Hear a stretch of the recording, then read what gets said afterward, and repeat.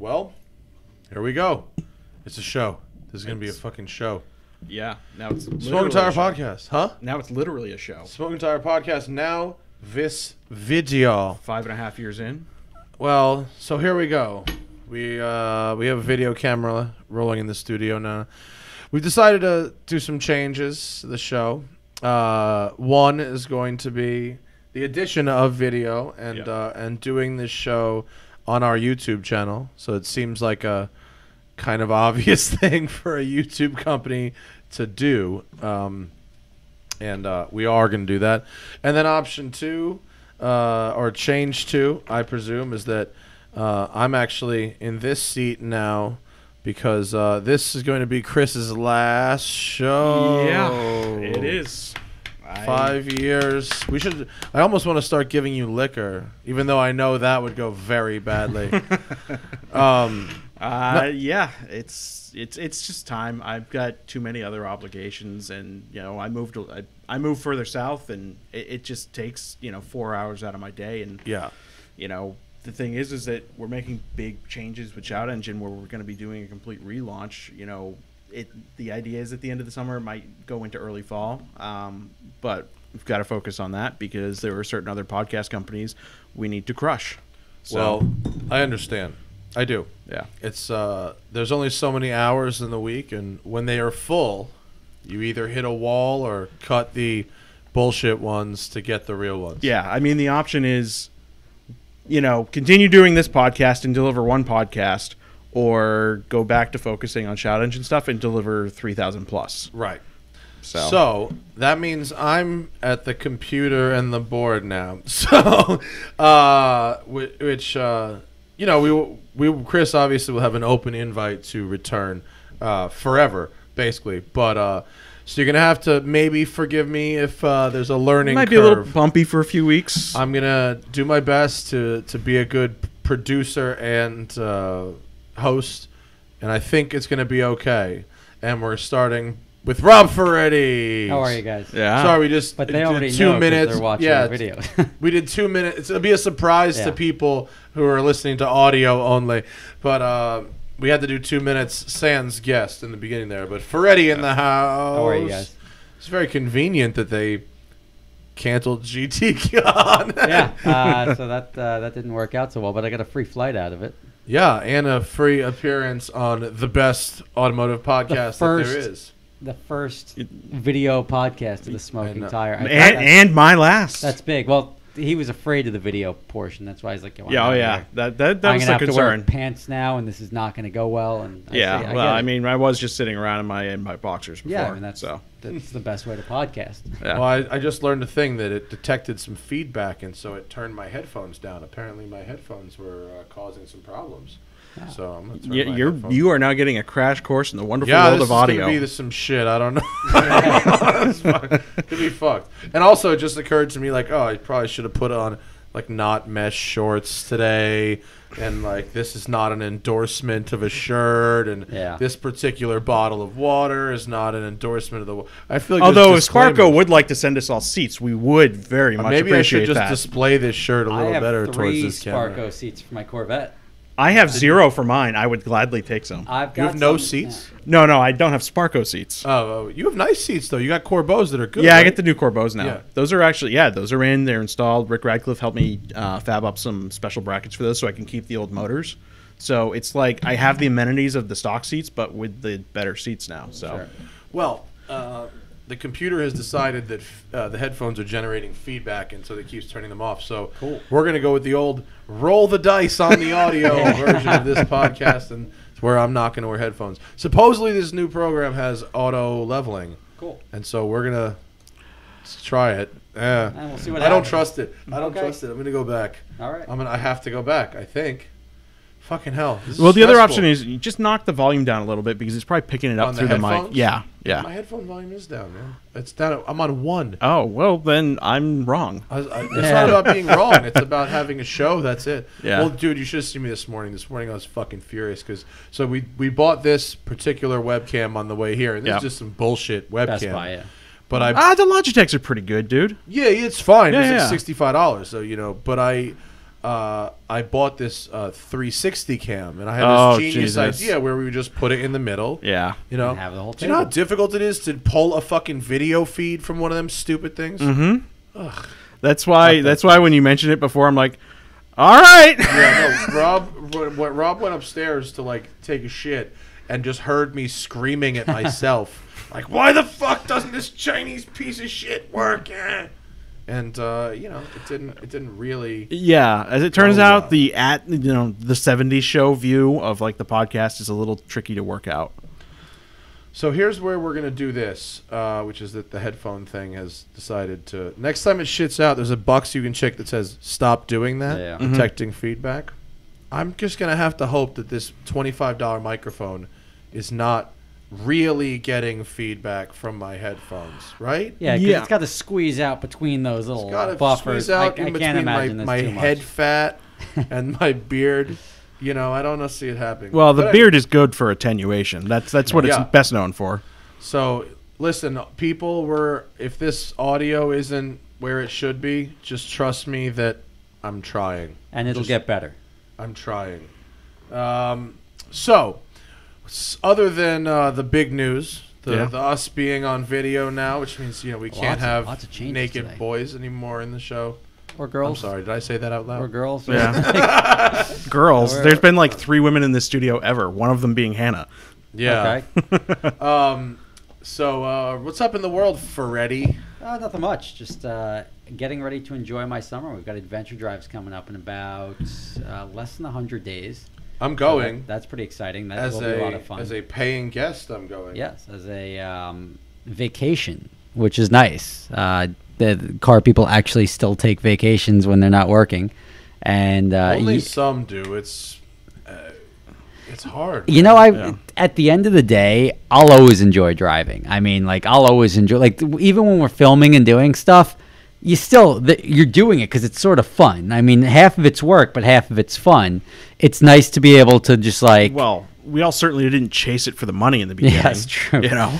No, the driving portion of it's sort of like when your dad catches you smoke. You wouldn't know about this. Yeah. Your dad catches you smoking cigarettes when you're like a 12. He goes, "Oh, you like cigarettes? You're gonna sit here and smoke a whole carton." Yeah. You know, and you do it until you just go, "I hate it." You know. Yeah. But that's anything, right? Anything that becomes work becomes less fun.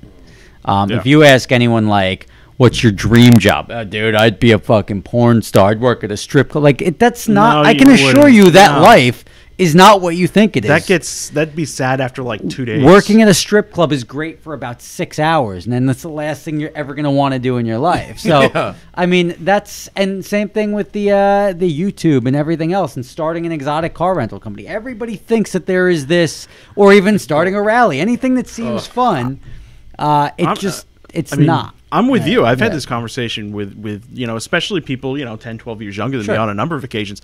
If you really, really love something, maybe think twice about making that your job, because if you want to continue enjoying that a certain way, once it's work, it changes. We're sort of, and it's like a two-sided coin, because it's that whole like do something you love and you'll never work a day in your life. And I sort of feel like that. I mean, would you trade this for a 9 to 5?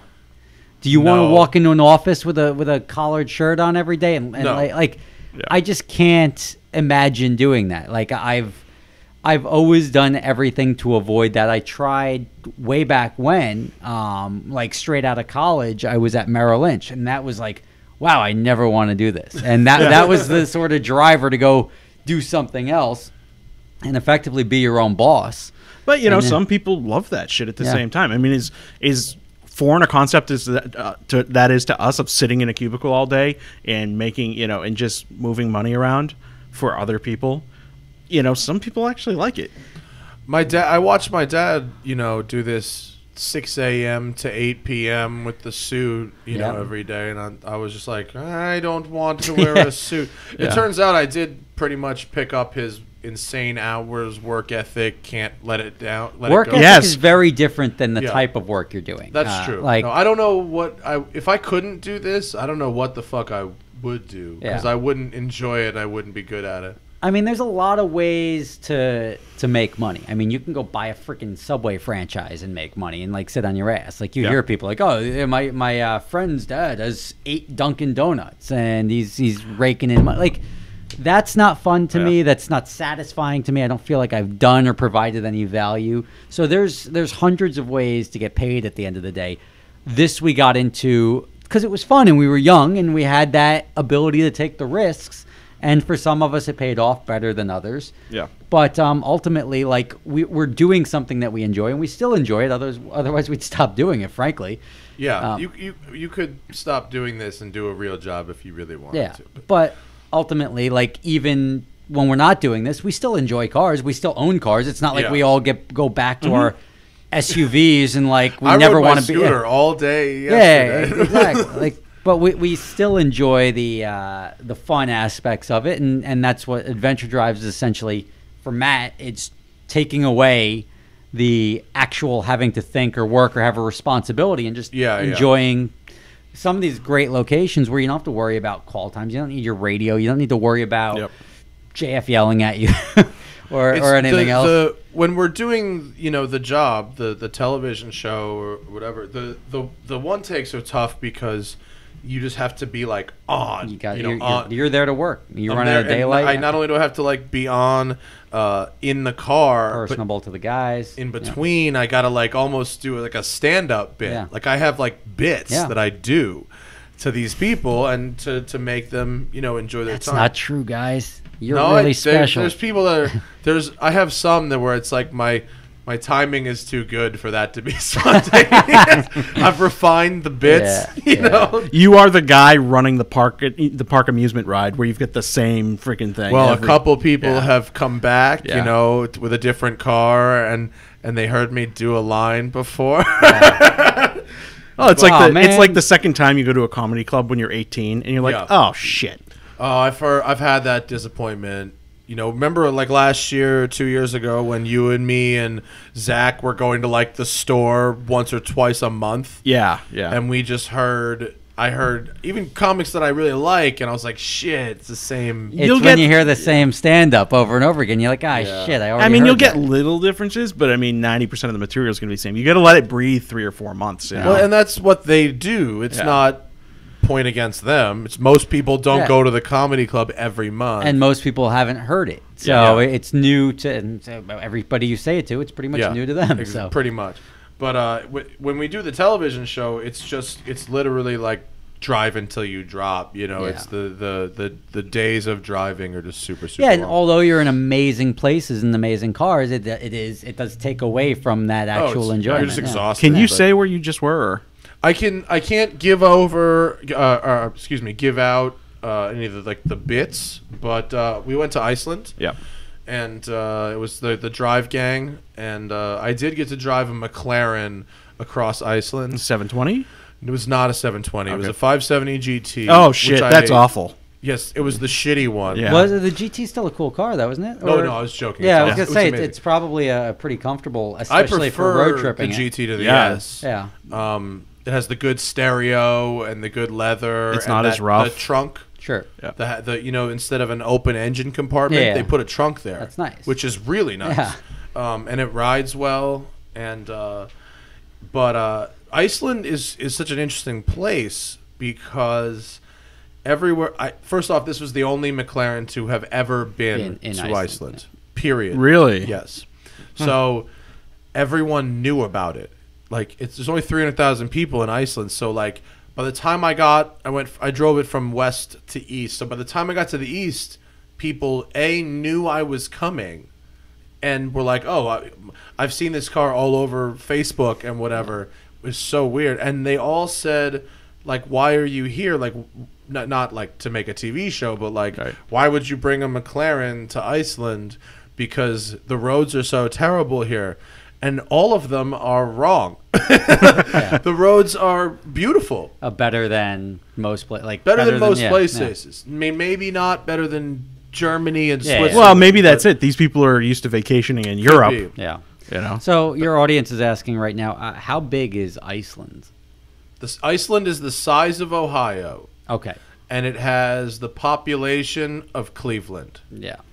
just clear. No. I was just curious, or they were also curious. How large the actual. So like driving across the state of Ohio is a couple hours.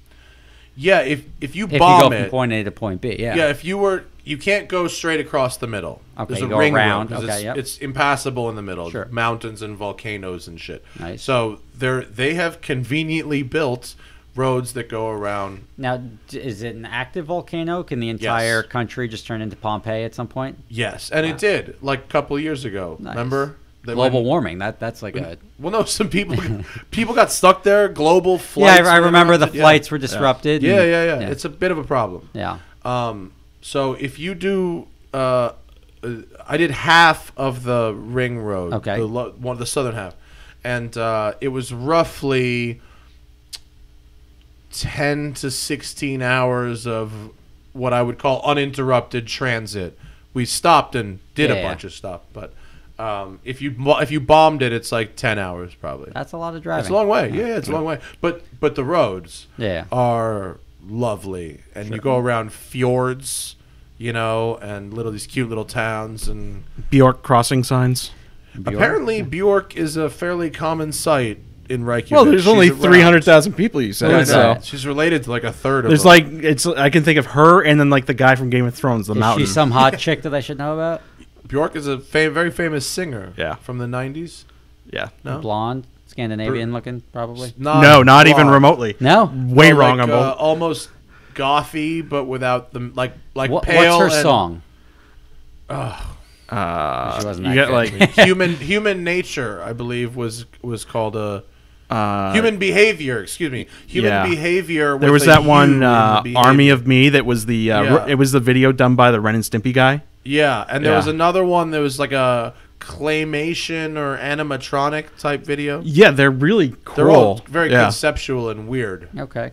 So she's like probably the most famous person. Icelander. No, there's got to be somebody more famous. Like there's got to be a hockey player or two that's come out of Iceland. She's pretty famous, dude. Is she really? Yeah. Like national hero. You're shockingly sheltered on this issue, actually. Yeah, like I what type of music was it? You know things. Yeah. But I'm surprised you don't know about Bjork. She's like an avant-garde, like I don't know, probably like an avant-garde Alanis Morissette is maybe the best way to explain it. But that's the whole point. If she had like one or two songs, it may have just skated my radar. I may have been into rap. She had one or two very famous songs, and the rest of it was a little culty. Yeah, like, she's like a Ace big of Base. Oh no, big. I mean, it's like she'd be like on a like Tori Amos type scale. She's pretty well known. Yeah, and I would say pretty well respected in the music community. Yeah, as well. Back then, not now. She's not still touring. She's not. I think she probably really does. Yeah. And also, I think there's a band. I think the XX which is a. I know who they are. I don't really know them. They're kind of good, actually. They're Icelandic, I think. But everybody in Iceland was very nice. The service in all the restaurants and stuff was really good. Reykjavik is really cute. You didn't get puffin, did you? They served puffin. Yeah. And they also served minke whale, horse. Zach ate some. When Zach gets back, he'll tell you about the fucking horse he ate. Well, horse is a thing in a lot of parts of the world. Yeah, it didn't seem to be that big of a deal, and he said it was tasty. I didn't eat the horse. Yeah, I didn't eat the horse, but I did have some absolutely delicious food, and but everything is really, really expensive. So yeah, island countries are always that way. Two people sit down to dinner, forget booze. You're not getting out of there for less than $150 or $200. It's expensive. Yeah. I just looked up, just out of curiosity, famous Icelandic people. Oh yeah, what do you got? And you're right. She's the most famous. It's like Bjork with a terrible photo. Thorn Bjornsson or whatever his name is after that, probably. No, I don't even see him on here. Next is like, there's like, they have a lot of like letters with little things over them. Yeah. But his name is like Elor Gojohnson. Rob, can you move your microphone less from your eyeball and more from your mouth? Yeah, okay. I'll swallow that shit. No, it's adjust cool. your channel much more. And then the next one, the third guy, was born in 1902 and died in 1998. So that's the third most famous. What was his name? Haldor. It's a cool name. Haldor Laxness. And what did Haldor Laxness do? Lived 96 years. That's what he was famous for. But look, to be fair, if you were born like almost in the 1800s and you lived 96 years, you're doing something good. Yeah. He was a well-known 20th century Icelandic writer. Oh. He wrote poetry, newspaper articles, plays, travelogues, short stories, and novels. All right. Do it. And I do, there's shout out to, there's a brand called 66 North, which is like Iceland's Patagonia. Yeah. Or North Face or something like that. I shopping spreed a little bit on the way out. Like you could tell, it's so funny in Iceland. Everyone who goes to Iceland from other countries, which is a lot of people, their tourism drives everything there. And there's a uniform. You know, lightweight, soft shell jacket, North Face or Patagonia, jeans or cargo type hiking pants, and like Merrells. You know what I mean? Well, they're the northern Kiwis, basically. Exactly. So everyone who goes there dresses exactly the same, and then Icelanders wear like normal clothes. And but they when Icelanders go out into the woods, they all wear this 66 North shit. I'm not doing an ad. I just bought. I happened to really like. It was so soft and delightful. Yeah. So bought a ton of it. That's going to be like us. Adventure Drives ends during Oktoberfest in Munich. Oh, yeah. Yeah. Well, Rob books a table, and he goes, do you want to go to Oktoberfest? And I go, fuck yeah, I'll book me a table. And then he goes, oh, you got to get the uniform. It's going to be $500. No, for you and Hannah. You're actually... Oh, we're going full like Chevy Chase, like slap dancing. It's gonna get ugly. I'm trying to remember what the uniform is called. It's called Lederhosen. The Lederhosen, yeah. And then the fucking leather shorts, bro. And they have the hats and everything. But they're leather shorts with straps. That's the thing. That's oh yeah, the suspenders and like that whole like blocky thing. It's good though. And the hat. Oh yeah, the hat. Like Robin Hood men and point of parliamentary procedure, Chris. Yes. If I'm seeing some level peaks in the +2 range, that's bad, right? Is anything plus bad? As long as it's not going red, you're cool. I'm not seeing a lot of red. You should be cool. Okay. Yeah. For those out there, if the audio again, if it's not perfect, that's my bad. Watch the video and you can see me fucking learning it in real time. And here's the other thing: is we can tweak this after the fact too. We will try. Yeah. We will try. If you guys are curious about the most famous person from Iceland who should be the most famous, it's Anita Bream, who she's just. Who's Anita Bream? Smoke show. Wow, she is. Yeah, there is no reason that this dude that's 96 years old. And she's the girl you described before. Yeah, she's like that's what I was thinking. I'm like, there's got to be one of them, and like even in the hat and everything like that. Like she deserves to be famous. She should. Yeah, okay. Anita Bream. Yeah, so I do recommend Iceland as a road trip destination. Getting a McLaren there, not so easy. Tricky. Yeah. Zach. Not so easy. Oh, that poor son of a bitch. Yeah, he had to get it back. Yeah. Well, he was bringing it back to Europe? Yeah, they shipped it. They put it on a boat from Germany. 2-day boat, too. 72 hours boat. So at least 2 or 3 days. He said it was super boring. Yeah, because I know the guy who brought it over there for you. And I was watching that journey. And I'm like, holy shoot, you're on that boat for like 2 days? That sucks. Yeah, apparently it's not a Carnival cruise line. Well, even when we took the ferry from Copenhagen to Germany. That feels long, doesn't it? Yeah, it felt like we were on the ferry for a while. We sat down, we had dinner. How long was that? It was probably 4 hours. No, maybe? 2 or 3 2 hours, hours? maybe. Yeah, whatever it was. It wasn't like 2 days. Yeah. And this is like a car moving ferry. It's not like, hey, let me just go get a massage and it's let me check out a show. Basic from what I hear. Yeah, it's just cafeteria and maybe that one probably had rooms if it was overnight. No, that one has. Yeah, he had a hotel. He had a hotel room on it. Yeah. The entire time, you're the asshole to McLaren too. Hey, he was getting a day rate and he was editing 1 take. So good for Zach. He said he finished up 6. So I'm about that. Nice. And he got paid by, well. Maybe we're not going to talk about that. Yeah. So, anyway. They stuck him on a boat in the middle of the North Atlantic. That's he's tough, getting paid. Yeah. And I'm meeting him in Miami tomorrow. Nice. Miami. Good luck with that. It's hot a little warm for you there. in Miami right now. No. Well, this is how, in case you were wondering, Drive on NBC Sports gets shot. We go to the least expensive by weather places. Well, do you bang it out like the entire season is shot in a month, in 2 months? The entire season shot in 2 months. 2 months, okay. Yeah. And how, I mean, obviously I know how much you've been traveling this month. It's all for that. How many days would you say of travel? It's So in June I traveled 20. In July I traveled 24. In August I travel 12 or 13. Okay, and it's then a bunch. It's how many episodes is the? Six episodes. 7. Yeah. Okay, and then you'd say every episode takes 3 days to film. Give or take, yeah. Okay, so 3 days of actual production. It depends on the activity. Like some episodes, like, Harris will be doing something in England and I do something in Virginia and Spinelli does something in New York. And so for that, it's like I just film my one bit and it's no big deal. Iceland is a special. It's an hour. So we have 2 episodes of the 6 that are an hour and then 4 are half an hour. Okay. So Iceland, and then I believe, we're racing the 24 hours of VIR. Okay. And I think that's an hour. Okay. I'm hoping I'm not giving away anything. I think I'm okay to talk about what those things are. Well, the it's not schedule like change is going to be fun too. So they get to tune in. You said it's a fixed time now. Yeah, it's going to be a regular scheduled time. It's not going to be following Formula One. So I don't have the exact day and time yet, but I think it's like, 8 West Coast, 11 East Coast or something. It is on the very edge of prime time. Well, it's not quite Bull Run time slot. Bull Run could be. Well, Bull Run had they famously brought up in was it 2011 that they were filming it and it was going to be airing on MTV. So a bunch of people signed up. Everybody wants their 15 seconds of fame, and we did this whole trip.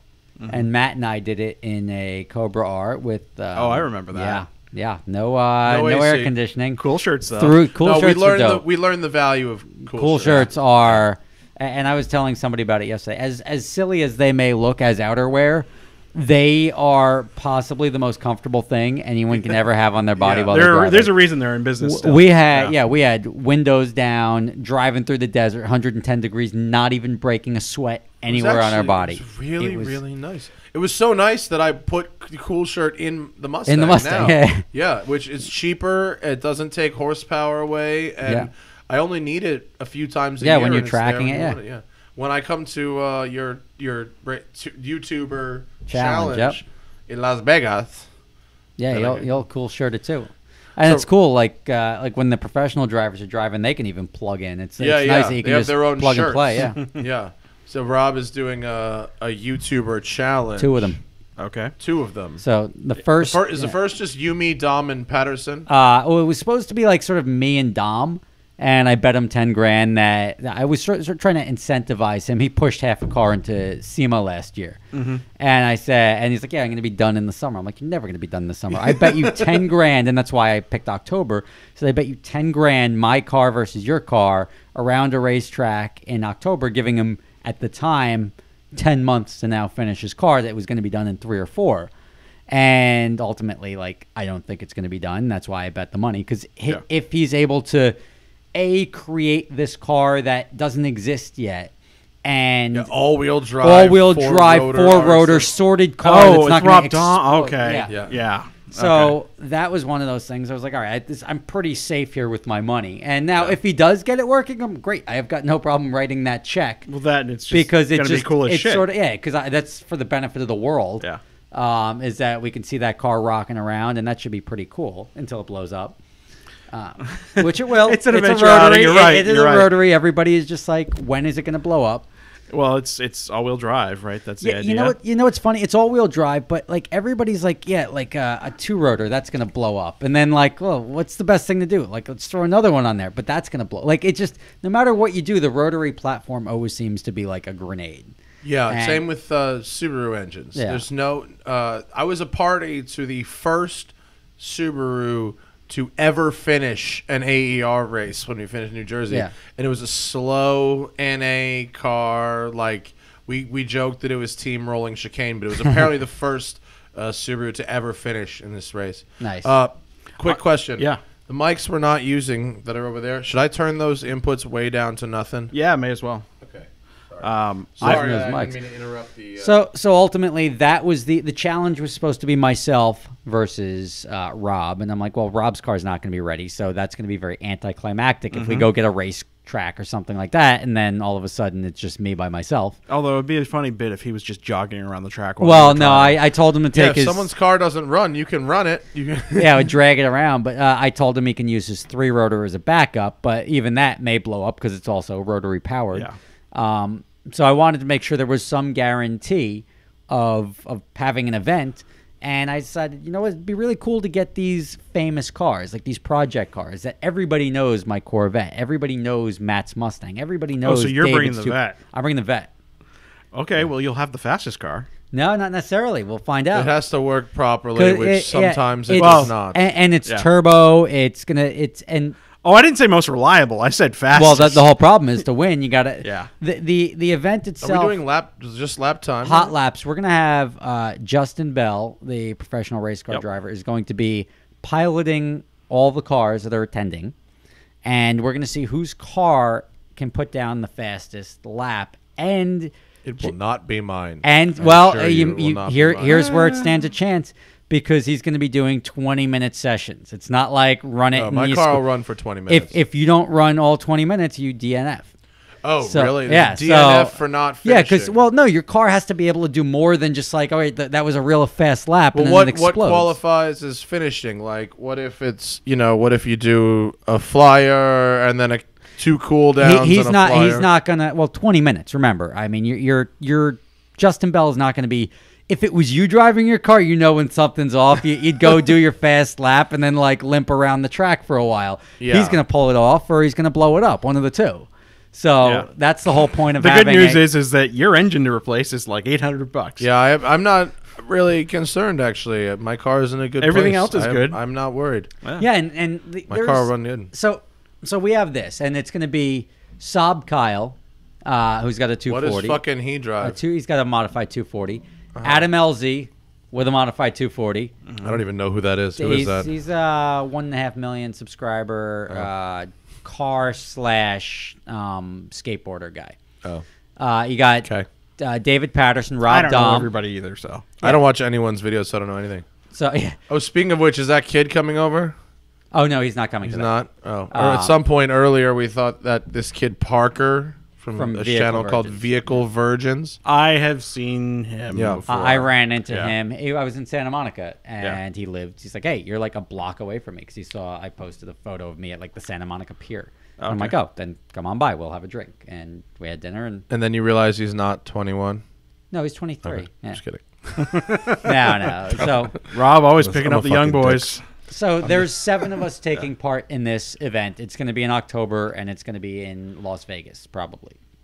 So I'm just confirming everyone's schedules. And I can see if it goes well, it could be a thing maybe every year. The problem is, yes and no. And this one, I set specific guidelines because it was just going to be me, Matt, Rob, and David. Yeah. And then, of course, the internet's like, well, why don't you have blank come? Why don't you have this guy come? And I know, I think when I make a video, I think about what the internet's going to say before that. So I was like, look, and if anyone else wants to come out, as long as they've got 250,000 subscribers, just and a car that's at least 10 years old. You can't have a guy nobody cares if a guy with 1,800 subscribers and a twin turbo Lambo comes out and smokes us all in a 2015 Huracan or something like that. So this was more about taking well-known cars that they're all old. The newest car in that equation is what 2000.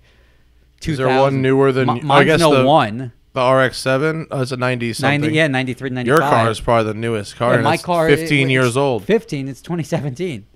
My car was delivered in 2000. Yeah. So, I've got the newest car of the challenge, but I set rules. I was like, look, if you have over 250,000 subscribers, a car that's at least 2006 or older, at least we're all in the same genre, and it's... We had to cross. We had to cross the same hurdles. Right now, it's so disheartening that you can go get a brand new Z06 with a warranty, and it'll probably run circles around virtually all of our cars. But that's just the performance benchmark has come a long way. Dude, I did the ZL1 1LE at VIR, which is for Drive on NBC Sports. Yeah. what a fucking animal. I know. I mean, the thing just doesn't stop pulling. It just pulls and pulls and pulls and pulls and pulls. And unlike the Z06, you can hammer the shit out of it all day long, and it doesn't overheat. Yeah. You know, you get stuff like that. You get these now 700 wheel horsepower, 700 horsepower, 800 horsepower cars with warranties. Yeah. And it's just like, fuck, man. Like now, the new ZR1's gonna be like 850. I remember Supras. This guy's got a 600 horsepower Supra on race gas, and it was badass.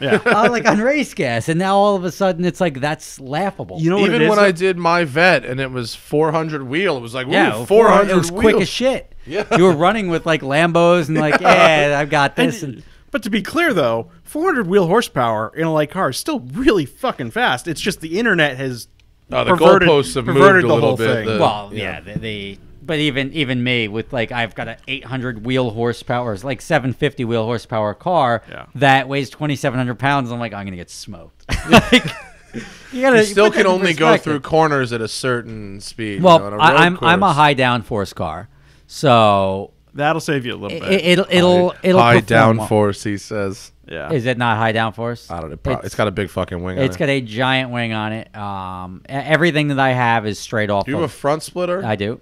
Okay. It's all side skirts, front splitter, under tray. You have an under tray too? Yeah. Actually, that car has a flat bottom. It's not flat all the way across, but I'm talking about the under tray that goes under the front bumper. Yeah. But it's straight off of the World Challenge cars that they did, so it's all wind tunnel tested. Oh, you got the K-Tech parts then? No, I got it from it's called Advanced Composite Products. Okay. And they're the company that made same idea though. Same all thing. Tested, all race tested. Tunnel. Yep. Yeah. And Lou Gigliotti from LG Motorsports ran it for years. It's just Lou Gelati. Yeah. Gelati. Yeah, it's Gelati. It's not Gigliotti. Yeah. Well, it depends what he eats for dinner. You know. Consigliglieri. Yeah. Nice. LG's legit. I've got a bunch of LG parts on my car. I've got the coilovers on my car. Like my car's got I've changed everything. Yeah. Like there is nothing on that car that I don't need. I just now finished the roll cage. I fabricated.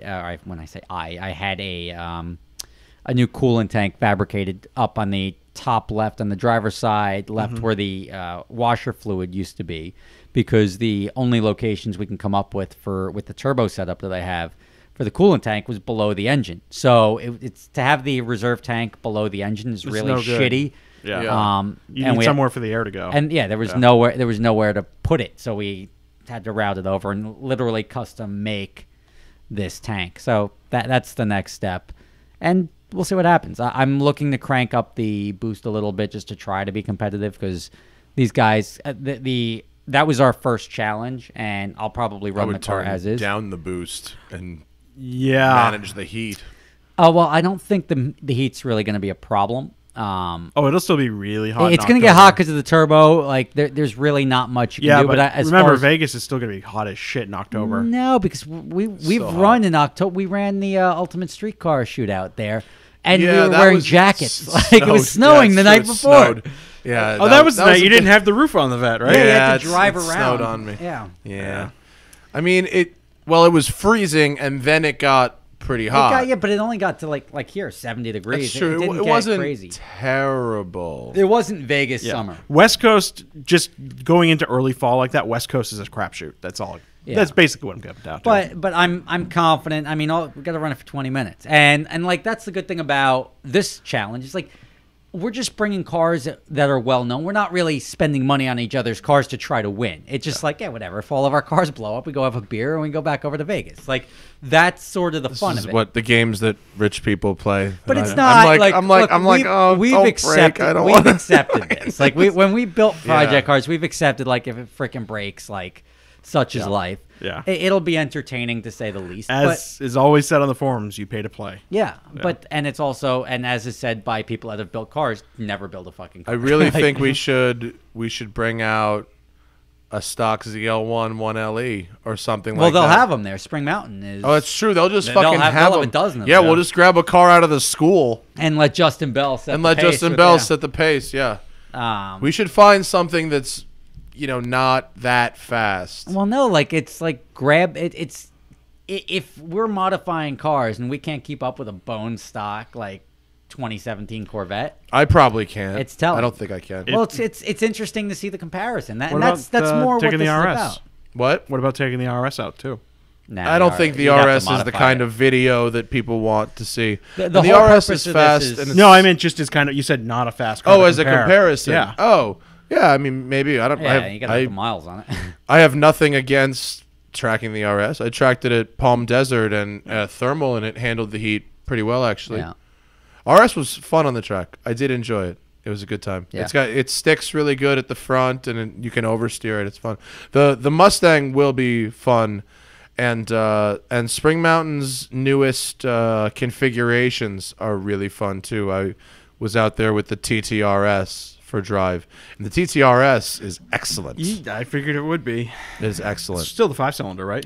Yes, a TTRS is the best car that nobody ever thinks about. And you can mod the shit out of it, too. Yeah, APR's got a reasonably affordable kit that takes it about 600 wheel, and it's fast. A monster.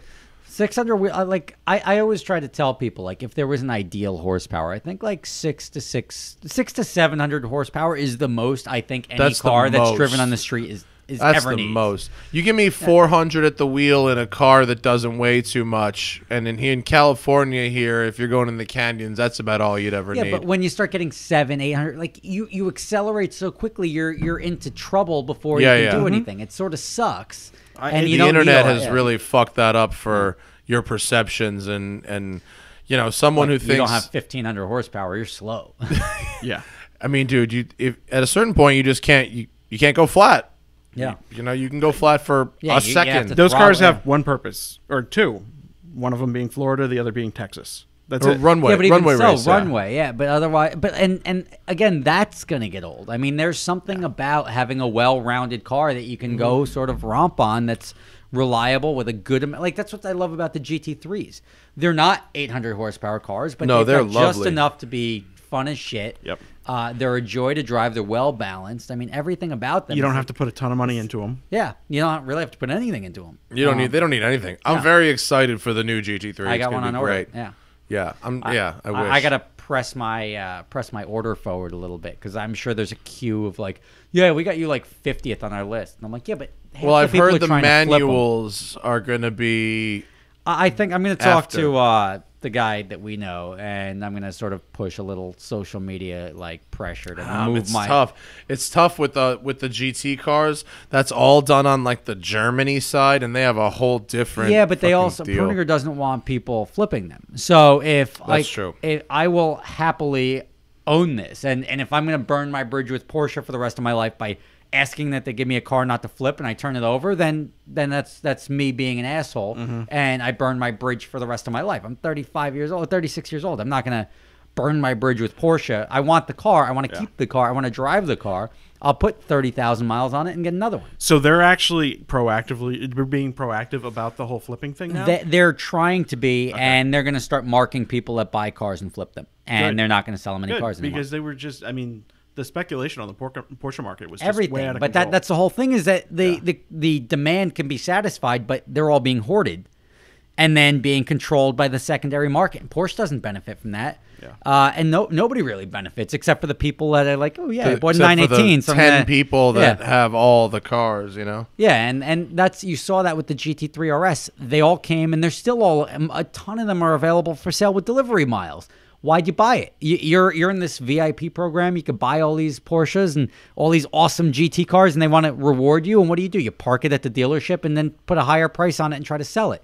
That's not the purpose of what they're trying to do. They were trying to reward you for taking a risk and buying a $1 million car. And instead, you're like, well, you're making your money on your $1 million car, which is worth 1.8, and now you want to make money on anything that they offer you, whether you want it or not. Yeah, well, it's encouraging to hear that at least they're going like we don't want to be Ferrari and just be known as like dicks about this. Dodge is doing the same thing with the Demon. Yeah, they're prioritizing the orders for people selling them at list.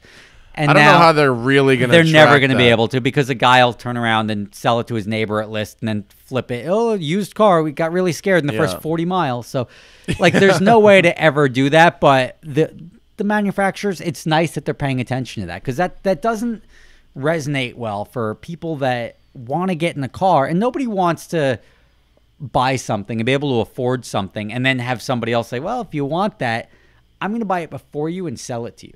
Yeah. And you're going to have to pay more because, and they don't even register because the markups they're getting on some of these cars.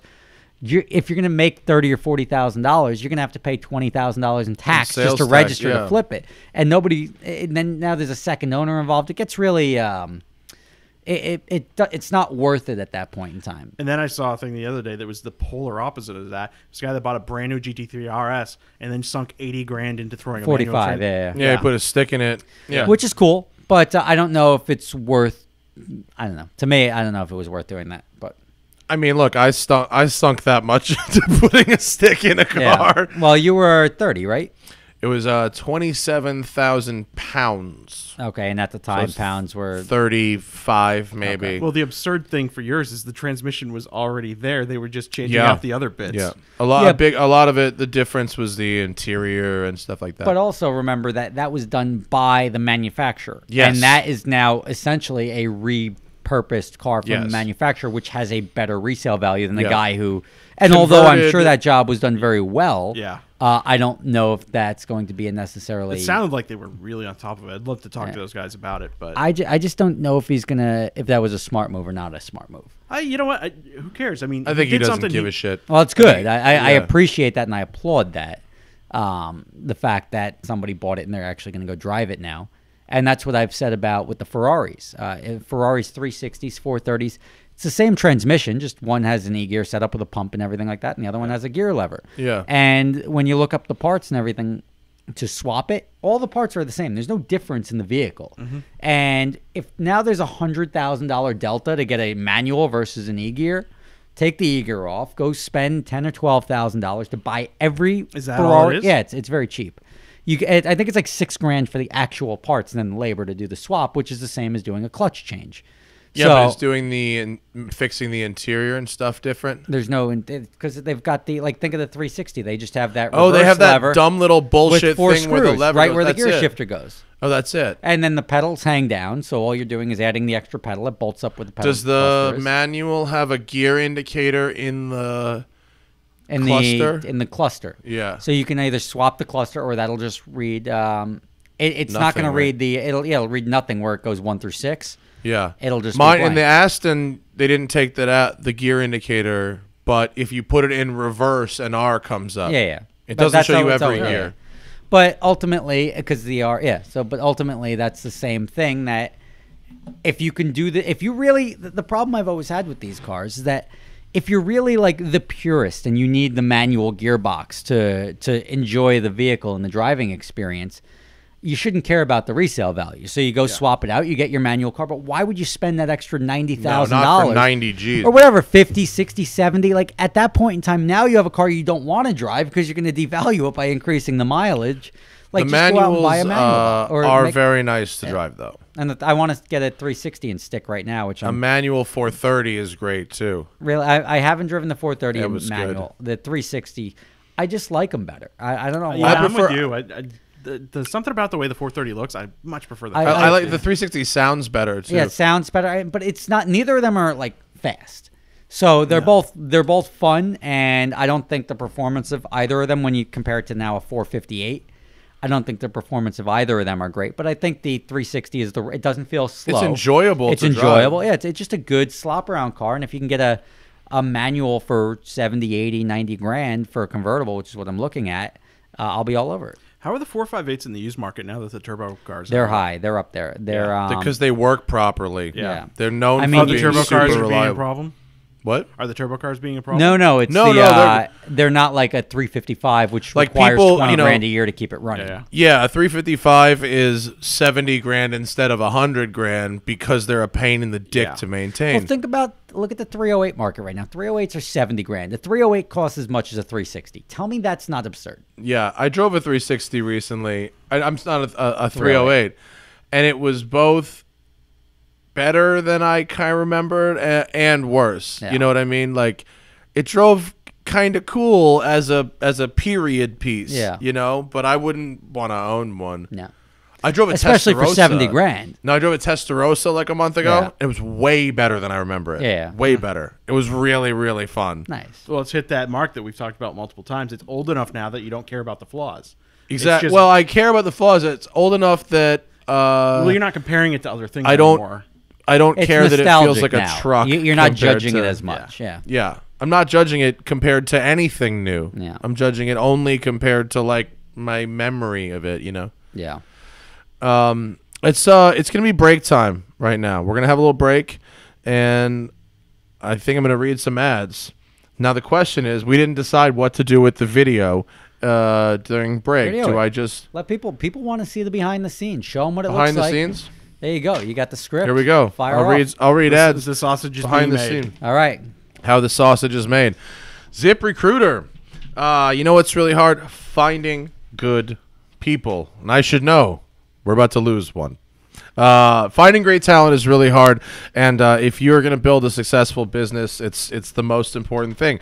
With ZipRecruiter, you can post your job to 100+ job sites with just one click. Then their powerful technology efficiently matches the right people to your job better than anyone else. That's why ZipRecruiter is different. Unlike other job sites, ZipRecruiter doesn't depend on candidates finding you, it finds them. In fact, over 80% of jobs posted on ZipRecruiter get a qualified candidate in just 24 hours. No juggling emails or calls to your office. Simply screen, rate, and manage candidates all in one place with ZipRecruiter's easy-to-use dashboard. Find out today why ZipRecruiter has been used by businesses of all sizes to find the most qualified job candidates. The JAB candidates? JAB candidates. And right now, my listeners can post jobs on ZipRecruiter for free. That's right, free 99. Just go to ZipRecruiter.com/first, spelled out FIRST. That's ZipRecruiter.com/first. One more time, ZipRecruiter.com/first. I guess there's no conflict of interest for me to use that now. No, you're golden. You can use ZipRecruiter.com/first when building Shout Engine into a world-dominating company. How about Forza Motorsport 7? It's going to be out. Oh, it's just around the corner. I'm super excited. It is 4K, full HDR. We've got 700 cars? There's a lot. I don't remember what the number is. 400 or 700. But most importantly, I don't remember.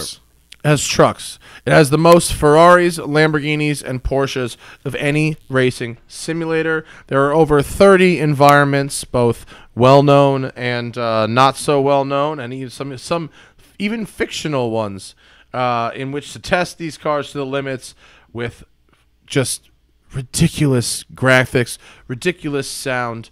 Yeah, we get to play on the new Xbox One X. Yeah. It was very cool. Yeah, it was very cool. And there's the new GT2 RS, which is quite difficult to drive if you turn everything off. Check it out now. You can pre-order it, xbox.com/Forza, and check out the trailer, which kicks ass at ForzaMotorsport.net. Forza is the official racing simulator of the Smoking Tire Podcast. How about Garage Boss? We just got that big box right over there of Garage Boss stuff. We got more oil drain pans. We got funnels. We got everything. Oh, I'll grab some funnels. I've got pans. I need Garage funnels. Boss, makers of innovative oil change accessories, is introducing the new Reacher height adjustable drain pan. The height adjustable catch funnel. This height adjustable catch funnel gets you right under your drain pan plug to prevent misses or splashes. Sounds like a urinal. Works with low-profile cars, cars on ramps or jacks, trucks on the ground, or trucks on ramps and jacks. The oil drains into the sealed container. All you do is clean up the catch funnel, and you're done. All the pieces snap back into the drain container when you're done, and the Garage Boss has a new line of crystal clear funnels. You can see what you pour to prevent overfilling. The clear funnels also aid in cleanup, so you can see it's completely clean before storing. Go to AutoZone Retail or AutoZone.com. Check out the Garage Boss video at AutoZone.com. You can also go to GoGarageBoss.com to see everything they do, or get it on Amazon. Wow, that's a lot of places. Just go to Amazon, stores that sell stuff. Amazon. Yeah. AutoZone, AutoZone.com, or GoGarageBoss.com. Garage Boss oil drain pans. Last but not least, Harry's razors. I wasn't thinking about the fact that I was on video today. Otherwise, I would have busted out the Harry's razor. And clearly, I don't use them. Yeah, no, he doesn't. Rob has never had to shave a day in his life. I am going on television tomorrow, so I will be using my Harry's razor. I love my Harry's razors. My favorite thing about them is they are just as good as those really expensive blades I've been using my entire life, but they are less than half the price. I bought an entire year supply of blades from Harry's for $60 for a year. That gets you like maybe 10 blades at the drugstore price. It got me like 20 something or 30 blades from Harry's.com. They are so confident you're going to love their blades. They're going to give you their trial shave set for free when you sign up at harrys.com/tire. harrys.com/TIRE. Just pay the $3 for shipping. Harry's is all about a great shave at a fair price, which is why over 3 million guys have switched to Harry's. Claim your free trial offer from Harry's today. A $13 value for free when you sign up. Just cover $3 worth of shipping. Your trial set includes a weighted ergonomic razor handle, 5 precision-engineered blades with a lubricating strip and a trimmer blade, rich lathering shave gel, a travel blade cover, all of that stuff. $13 value for free. Just pay $3 for shipping. harrys.com/tire. That's harrys.com/tire.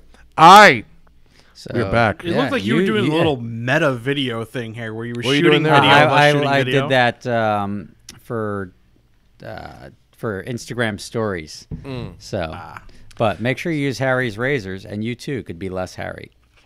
That's a good catchphrase, yeah. Rob. I like it. Your other. So we talked about we talked about. Oh, you want to plug some stuff? No, I'm good. Super Speeders. Nope. Super Speeders everywhere. Don't worry about it. No plugs. Nope. You're not here to make. Go support Rob Dom. What? Go support Rob Dom. Oh, he needs it. No, just go support. Why do you want to support? Look, if there's anything I'm going to plug, I'll do it throughout the podcast. Just organically, natural. I'll just talk about it. For only 35 cents a day, you too can support a Rob Dom. Yeah, exactly. How do I make Rob a little louder here? I feel like Rob is not quite loud as he needs to be. Can you? Are you? No, this is like I'm. Is he cranked up all the way? You said not to max it. If he's that quiet, then crank him. Crank me. How about now, Rob? Talk. Hey, I'm talking. Are we? Oh, you're loud. Oh. Hey, okay, we're working on it. Yeah, it's a little fidgety. One click is a lot. Yeah, be careful. So you're getting a little taste of like how easy on the crank. Stuff is now. I'm trying. I'm doing the best I can. This is the first. I'm not faulting you. This is the first time you've run it. It's a struggle. I've never run a board before. Shit, do I really have to do this forever now? Hey, I did it for 5.5 years. Intern requests. Another 5 years. Yeah. I would like to have a podcast producing intern. Look, to be fair, we just record at random ass times. I know, but you have enough of you could teach a lot of real world stuff to somebody who's looking to and it's good just being on here. Hey, this is Jim the intern, whatever the name is. Yeah, that's a big step up, and you have to realize what sort of platform that you have that you can offer them, that they will, trust me, they'll make themselves available. They'll provide value, but they'll also make themselves available because they're going to get a lot more out of it than you will, although you'll think it's like, wow, I'm doing really good here. So barring the intern thing, I mean, what I would recommend is just, some of the problems that we've had is the fact that we're constantly switching out equipment.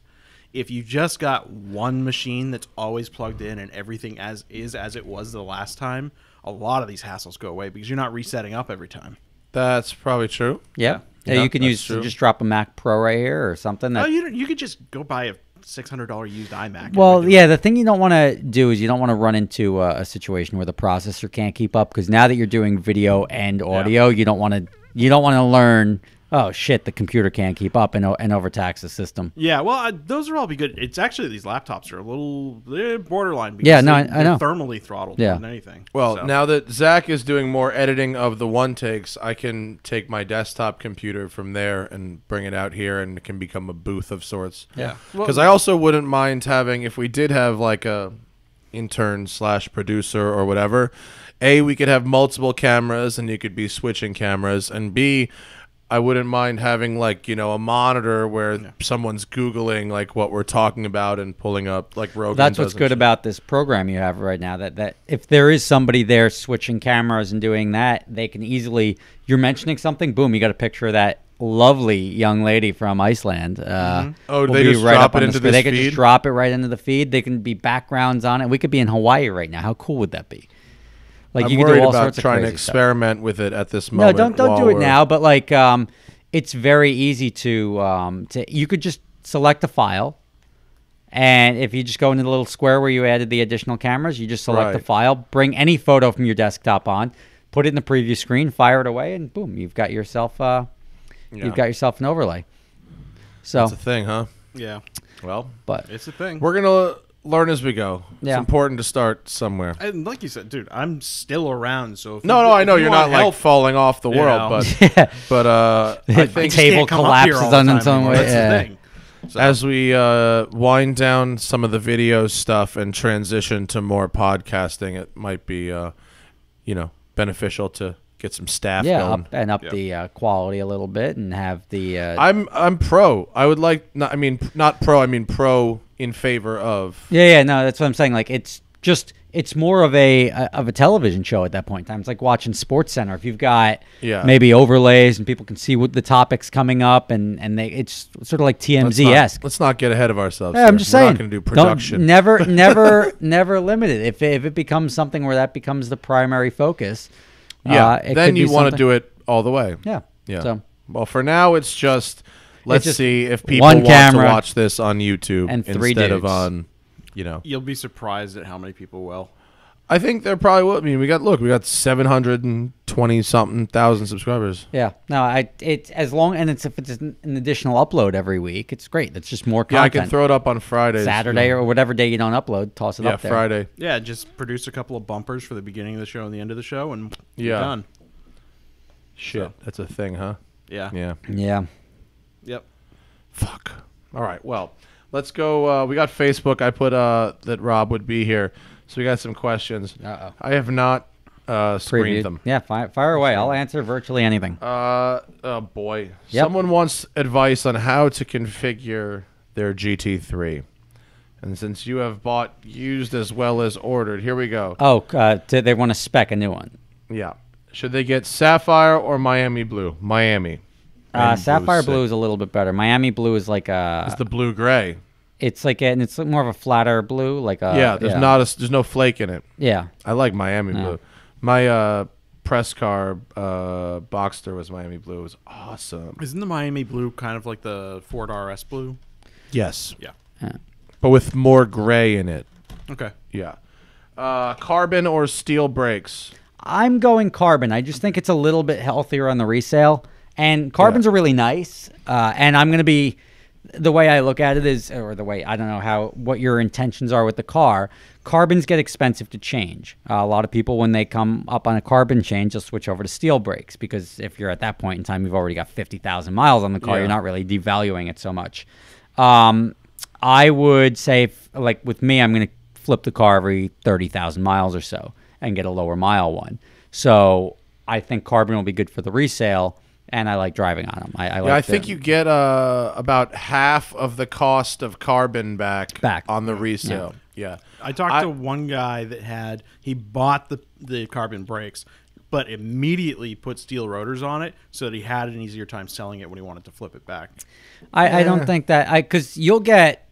I mean, depending on your driving, if it's all street driving, probably 60,000 miles. Well, he was also beating the shit out of the car too. So if you're street driving it, the steels are really good. They are. Like, if you're looking for somewhere to save money on the front end, you can save $8,500 by not getting carbon. But there's so many other options. If you look, I have a video about me speccing out my car in the exact build sheet. I think that I'm not a pretentious asshole when it comes to speccing a car. I don't need my name stitched anywhere. I don't need any of this shit. You don't need the carbon the fiber gauges. Yeah, wiper. The chrono is a popular option. I'm never going to use it. Yeah. So there's a bunch of stuff that you can do to really ramp up the cost. I think performance stuff is never a bad play. if it's something that increases or benefits the performance of the car. Always get the big fuel tank on the Porsches. Yes, big fuel tank was a must. Yeah. But I went pretty basic on the entire car. I think mine spec'd out to like 157, which is only like 13 grand in options. Everyone else is like, yeah, mine 193. I'm like, there's no way you're going to get $30,000 more value than I am. So. Yeah. But they also want to know Alcantara or leather steering wheel. Alcantara. I like it, yeah. Probably. 4-way seats or the 18-way seats or the light. I would either personal. Get the... Huh? That's personal. But whatever I go you for like sitting in, honestly. The 18-ways are pretty nice, actually. Yeah, but like I've never been in a seat. Like I mean, I drive in racing buckets half the time. So like I've never been in the seat and I'm like, wow, this thing doesn't adjust enough for me. Like 18 ways. If only I had an additional 14 ways to adjust. The 4-ways don't have lumbar. Yeah, but like, do you really like? Yes. It's not a car you're road tripping though.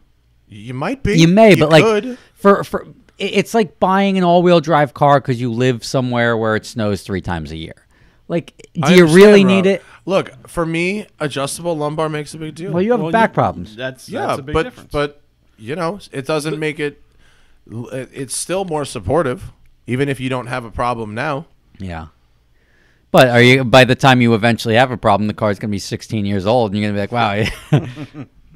"Wow." Someone says they're going to San Diego in August, and is there? I don't know. I don't live in fucking San Diego. I don't think people understand how far that is from LA. It's like California. Like 125 miles away. So, and in California, that's like a long way. Yeah. Have we seen more drivers that drive with either no lights or high beams on during the evening? No, I don't think more. I saw when DRLs started coming out, daytime running. Looks like high beams. Yeah, you'd see people like that had forget to turn their lights on because they would see those. But now everything just has auto. Yeah, and I get people that sometimes think the lights in my Fiesta are on the high beams. They're just really bright though. Do you have like? Oh, you have the brighter lights. I got the you? HIDs on them. Yeah. No, I think there's just this person has run into a line of dumb people. Owen Kraft says, as a young 22-year-old who appreciate lightweight, nimble cars with a pure sensation of driving, what advice can you give to stay interested in cars as they become more bloated, ugly, and crossovery? You should continue buying the cars that you like to buy. That exist already that you like. Yeah, I mean, I just bought a new car I'm going to pick up on Wednesday, which like I'm pretty much cleaning house. Closer to the mic. I'm pretty much cleaning up right now. I think I've captured virtually every car that I like that was produced between 95 and 2005 at this point in time. And I just got a BMW M Roadster. And just I love the clown. Cute, yeah. I love the. Did you get the first iteration? Or the I got it was a 2000, so it didn't have the E46 motor. It's got the E36 motor, but whatever. It's 10 grand, and it's a manual car. Yeah. It's I'm excited. And you have fast cars. You don't need. Yeah, I don't. It's not my. If it was my only car, I would have spent the 20 and gotten the bigger motor. Yeah. But to me, it's just a great car, a great value. So my advice for him is essentially to just find a car that you like now, or don't worry about it. Like the market steers what manufacturers do. Porsche did away with the manual box, and they brought it back because everybody wanted it. Yep. So if there is a demand that is also within your liking, that you think cars are being too bloated and whatever other adjectives you use to describe cars that didn't sound too flattering. 10 years ago, none of us would have thought that the FRS/86 would have existed, and then Toyota and Subaru built it. So, things come and go. There's millions of cars out there. You'll always find something that you'll enjoy. So I wouldn't worry about it. If you like older cars, just fucking buy those. Yeah. There's a million E30s on Craigslist right now. You can just buy them. You're going to be all right. Yeah.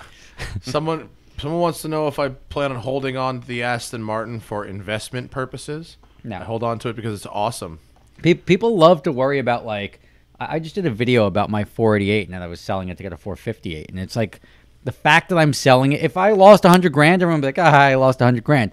The fact that I'm going to be selling it for probably 10 or 20,000 over what I paid for, it's like, oh my God, you're flipping it, you're doing this, you're doing that. And I'm like, guys, don't worry about us making or losing money. Like that, we know cars well. We're not in it. If you bought the Aston Martin to make money, so be it. That would be a stupid thing to do. But yeah, exactly. Well, that especially considering how much money I've spent on it. Yeah, it's not like you're buying these cars for your own personal. These are business investments. Which ones? Well, some of these cars that you're talking about. None of mine. They're all personal cars. His cars are personal. Okay. He's not talking about rental cars. I thought you were talking about the rentals. Okay. No, rentals are all different. You need brand new cars. You got to run them for a fixed period of time. You fight the depreciation and maintenance, and then you sell them. Like it's a very non-sexy when you think about it in business terms. Yeah. Yeah.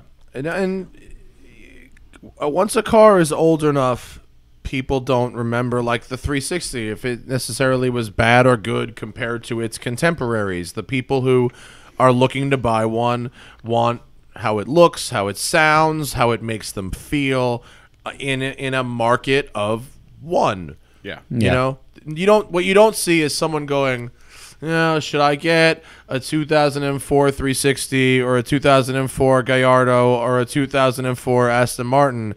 They want one of those, and they're going to look among that supply. Yep. Will I ever get $1 million for a Vanquish? No, but in the meantime, it's lovely to drive. And you're going to enjoy it. Yeah. And that's your car that lives at your parents' house. And if one day it ever skyrockets in value, maybe I'll get out of it, and that'll be that. Or maybe you'll just want to get rid of it. Like there's... Yeah. You're not. Money is not the motivator for cars for me. Like I don't buy cars. It's a terrible use of money because there's a good chance that you can end up burning a lot of money. If an engine goes on any one of our cars, that's 20 or 30 grand. And it's not just the buy price and the sell price. There's all the maintenance, insurance, the storage, the insurance, the opportunity costs, what have you, and all tires and whatever. Like, if you really look at all that stuff, it's really hard to get out of a car for even money. I think you did that video where you were pretty happy that you got out of your GT3 even, right? He's on a roll. Yeah, he's had a good one. I had a 2000 Cobra R for 4 years. I had a Dodge Viper ACR in 09 for 2 years. I had the Ferrari 360 Spider for 1 year. I had a 360 Coupe for 4 years, and I had a GT3 for 2 years.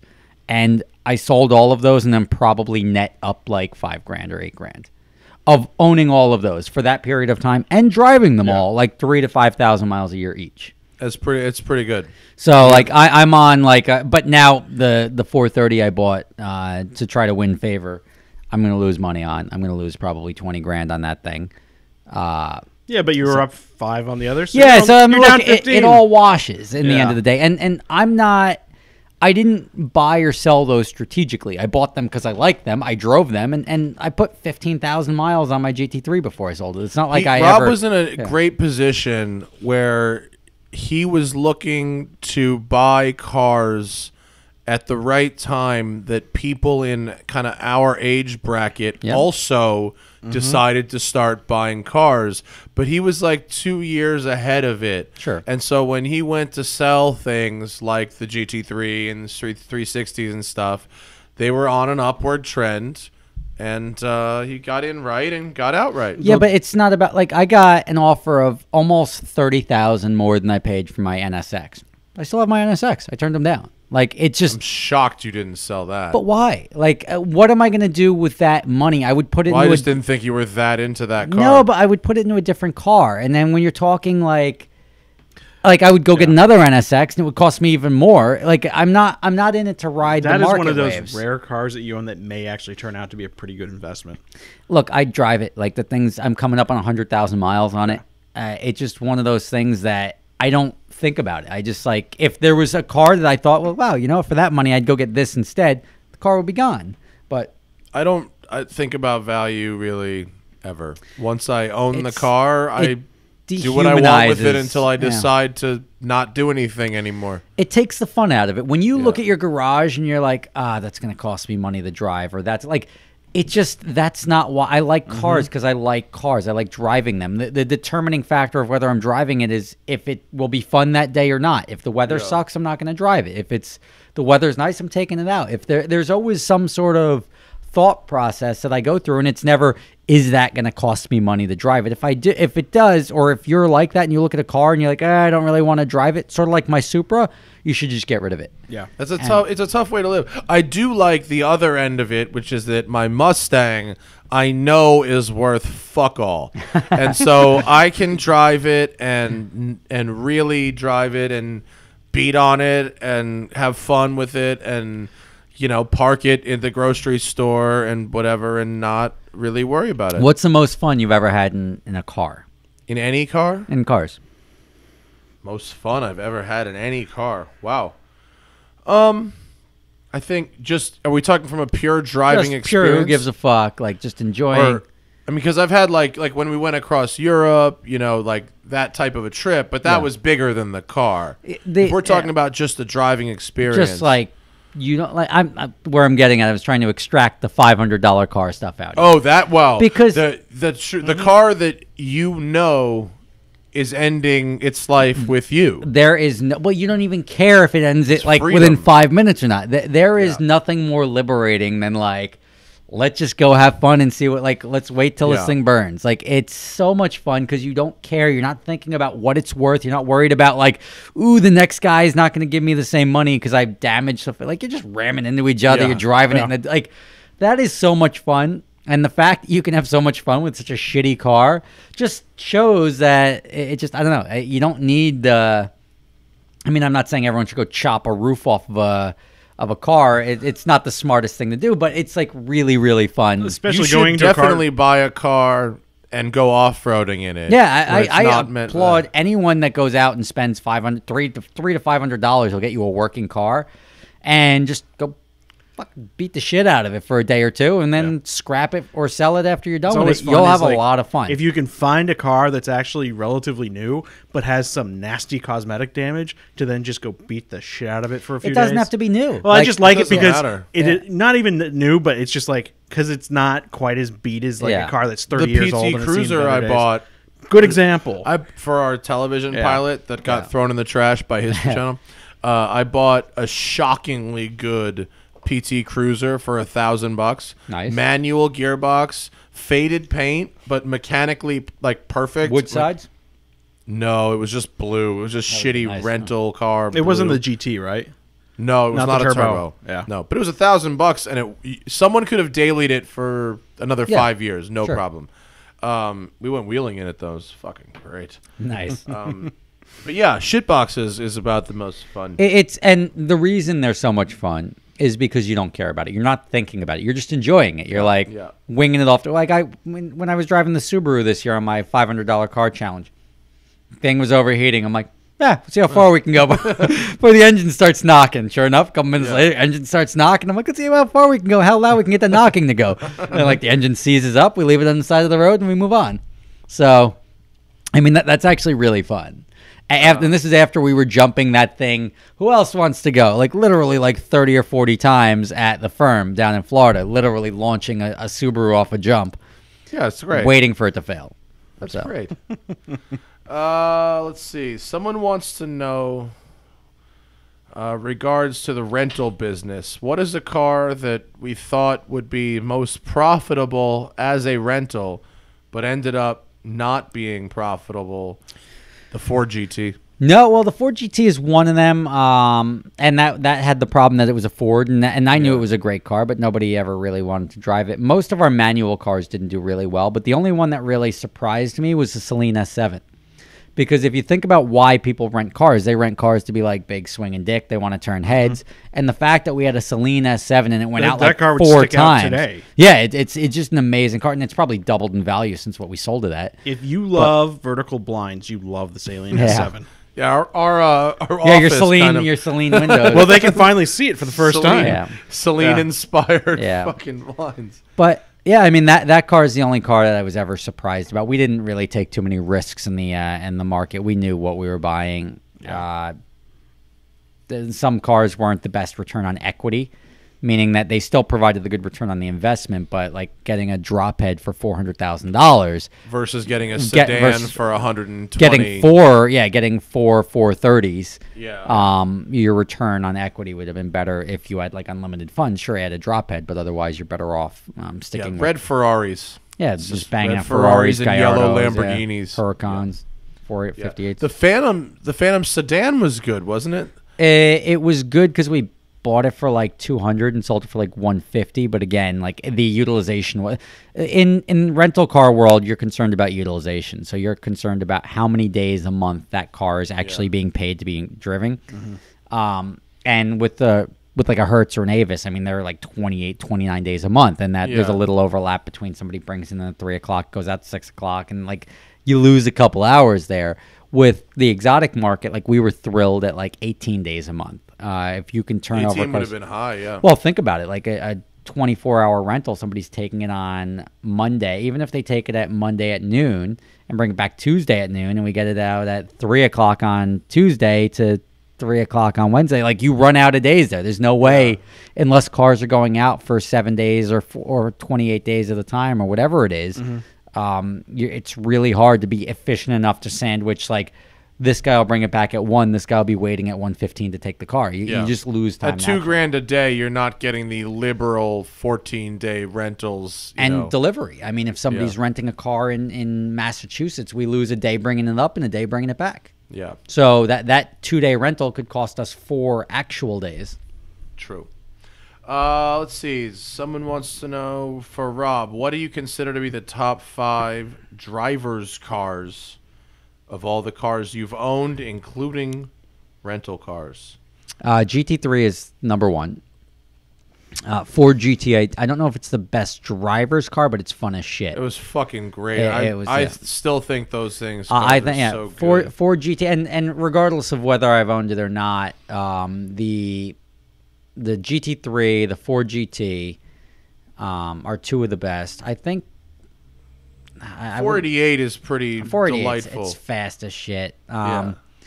It's a great driver's car. It's almost a little too fast. And the problem I have with the 488 is that you're sort of watching your tack a little too much because you're hitting the red line so quickly in all these gears, and that takes a little bit away. I would say a 458 is probably a little bit better of a driver's car than a 488.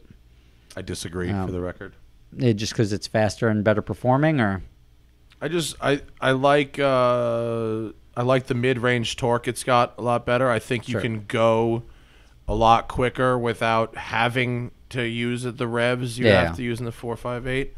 And you still have most of those revs if you want it. Sure. Yep. That's a fast car, but I think part of being a driver's car is the overall the look, B, the performance, but the sound is huge. Yeah. And the 488 to me is lacking on the sound, and the 458 provides that. The 488, people have changed the exhaust and done whatever for $10,000, and I wasn't willing to spend that money to find out if it makes me happy or not. Did you guys do an F12? No.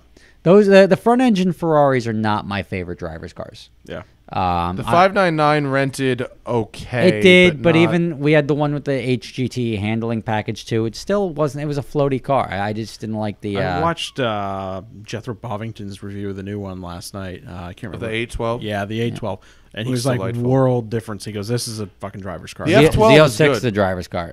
Z06 is a lot of fun.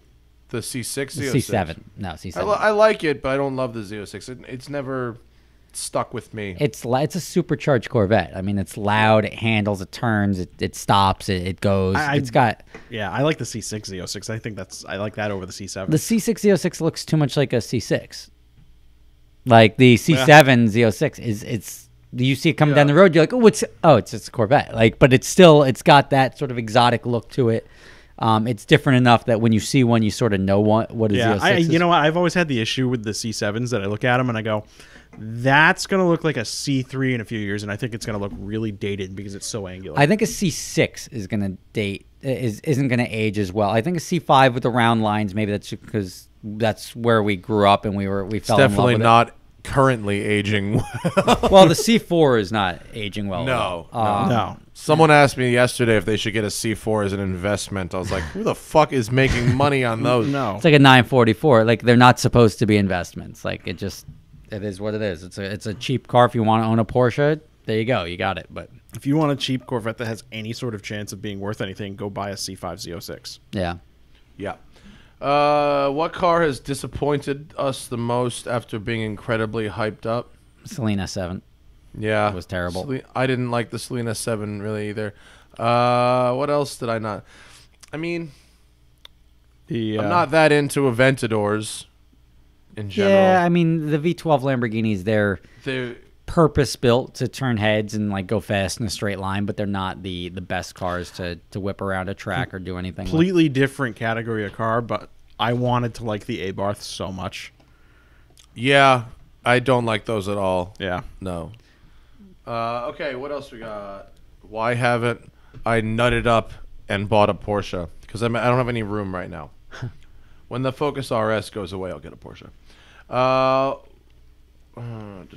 What do we think is going to be more important for the track showdown between reliability, consistency, and power? Reliability is going to be number one, because if you're sitting in a puddle of your own coolant, you're DNF. And to be consistent, you have to be reliable. I think that the newer cars are going to perform better than the older cars, just because they required less modifications to get them. What are the newer cars? So there's your cars. There's two challenges. I think they're probably referring to the second one. Ours is just like fucking around on the track and the cars break. When I did that, everyone was rightly upset. Like, wow, what about this guy? What about this guy? This guy will smoke you. This guy. So I was like, you know what? January, multi-day event. We're going to find out who's got the fastest car. Big swinging dicks. You want to go start building something? Salamandrian can go spend $1 million and build whatever he wants. Yeah. Like, I don't care. As long as you have a YouTube channel with over 10,000 subscribers, we're running 93 octane and we're running the same street tire on the car. Everything else, you want all-wheel drive, you have all-wheel drive. Like, I don't care. You can have a 2017 car. You can have a 1930s car. None of it matters. So it's truly going to be finding the fastest car. It's going to be a multi-day event starting in Atlanta, ending in Miami. And there's 25 spots, so we're going to take whoever 25 people are. But the cars are going to be, it's essentially an unlimited class. The only factors are the gas and the tires. And I expect that with 3 track events, each at 20-minute hot laps, and to determine the winner, we will have a car that's A, well-sorted, and B, fast as shit if you're going to win this. Because if somebody brings like a VF car, like a Huracan or an R8, yeah, I mean, a VF Huracan is that... If it holds up for... Remember, it's got to do 60 minutes of hot lapping.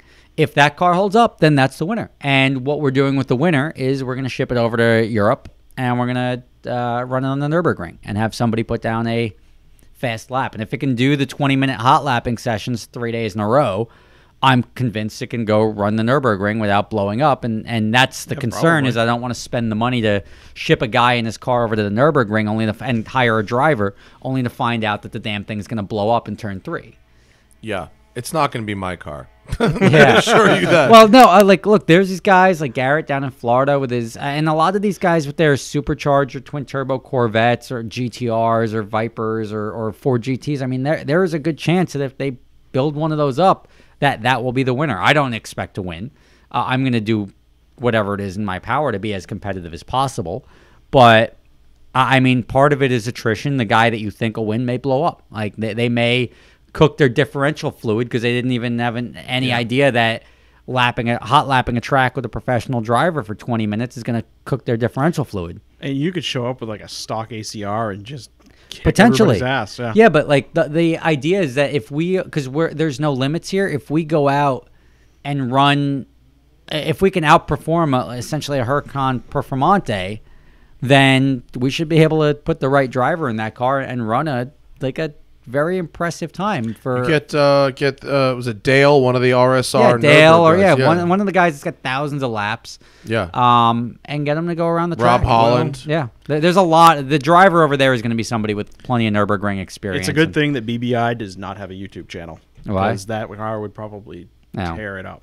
Someone look. I said as long as they've got 10,000 subscribers, I don't care if they want to start a YouTube channel. Bring them out. Like I don't care who it is, because at the end of the day, when you start stepping into it's like anything. When you go into battle, how many guns can I throw on my shoulders and everything like that. You want to. Most people will tend to over-prepare, and it's such a crapshoot when you're so highly modified that your car can likely break, and the reliability is going to be a big factor. That who knows? Maybe a 750 wheel horsepower car at 2,500 pounds will be the fastest car.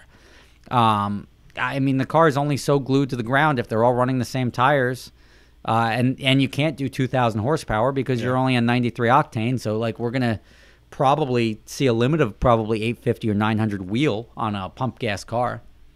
And even that is really, you don't see a lot of 900 wheel on. I mean, if you supercharge a Lambo or an R8, that's pretty much about. And they do run 850 wheel on pump gas. Yeah, some Ford GTs you can run a Whipple and.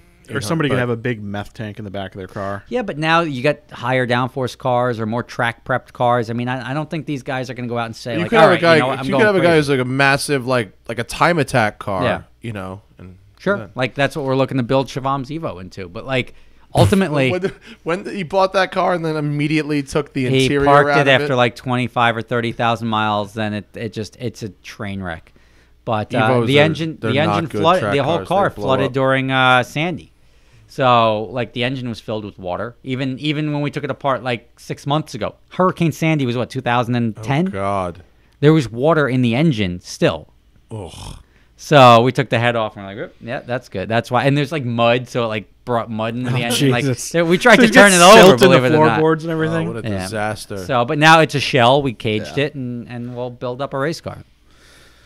Wow. That'll be cool. When is that happening? It's going to be in January.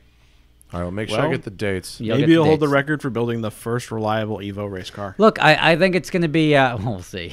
But 400 wheel horsepower is the end Evo, of where you want an Evo. We're shooting for 6. Nope. That won't run 20 minutes. It's his money. Not a fucking chance. No, he wouldn't be. He doesn't have a YouTube channel anyway. He's not coming. No, well. And that car's not going to be done by January. 5 minutes. Yeah. Maybe. Why? What's the limiting Evos, factor? They just explode. Oh, the engine. The engines explode. You gotta. It's not my money. Yeah, I've seen more Evos blow up on runways. Look, let's just LS that shit. That's the old standby. Exactly. Yeah, pretty much. All right. Well, that's 90 minutes. That's the show. It is. We're gonna do that. We're gonna try that. Cool. Video people, if you've been watching, thanks for that. This is a new thing, and this is where we thank Chris for 5 years of service. 5 years. God damn, son. I know, went by strangely quick. Yeah. So. You're going to have to... You have open door invite. Thank you. We will continue to give you access to the podcast scheduling calendar. Well, I don't even have the keys anyway. Armin has them, so...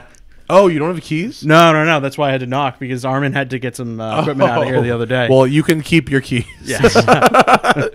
And, wow. The Smoking Tire Podcast is still... powered by Shout Engine. Yep. Get your own damn podcast at shoutengine.com. It's easy. You just need an internet connection, something to say, and some software that I'm learning right now. But you can do it with an iPhone or anything. Rob Ferretti, thank you for joining us. No problem. SuperSpeedersRob on YouTube's. Yep, please go watch. And what else do you want to plug? Anything? No, we got the Project Car Challenge. We've got both of those, but there'll be plenty of runway for that. Adventure Drive's coming up, but that's pretty much sold out. So if this goes live soon enough and there's a spot, you're more than welcome to join both myself and Matt and a couple other people in Europe this year in September. Adventure Drive September 13th or 12th to 21st. Yeah, that's with the flights, but it's the 13th through the 20th. And it'll be starting and ending in Munich, Germany. So we've got Autobahn, we've got Italy, Austria, Switzerland. I'm sure there'll be another. Yeah, we'll do another one next year, but this one's only got a couple of spots left anyway. So. A lot of people want to know how they can go on road trips with me. That's how. Yeah. Me and my girlfriend are going on adventure drives in Europe. So. Yeah.